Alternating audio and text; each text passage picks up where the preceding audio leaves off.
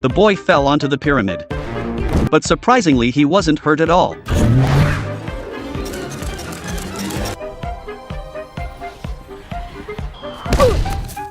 It turns out the real pyramid had already been stolen, and this was just an inflatable model. Everyone suspected this man was behind it because he was the world's most notorious villain. When Gru saw a little boy drop his ice cream, his heart softened and he gave the boy a balloon dog.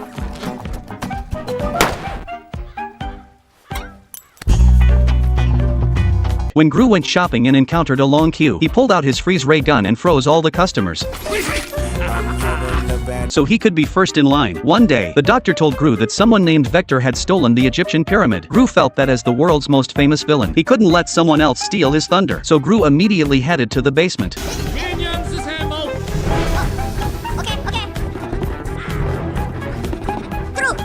Amid the cheers of the minions, Gru announced that to maintain his status, he had decided to steal something even more impressive than the pyramid. He decided to steal the moon. When the minions heard this news, they went absolutely wild with excitement. Just then, the doctor called to tell Gru that if he wanted to go to space to steal the moon, he would need a shrink ray gun capable of shrinking objects, and he would also need a rocket. But Gru had no money. With no other options, Gru had to go to the Bank of Evil for a loan. This bank specialized in lending money to villains as long as you had a plan. They would lend to you. Although Gru's plan was quite good, over the past few decades, the bank had lent him a lot of money, yet he hadn't produced anything of real value. So the bank president told Gru that unless he could steal the shrink ray gun first, there would be no deal. Gru had no choice but to agree.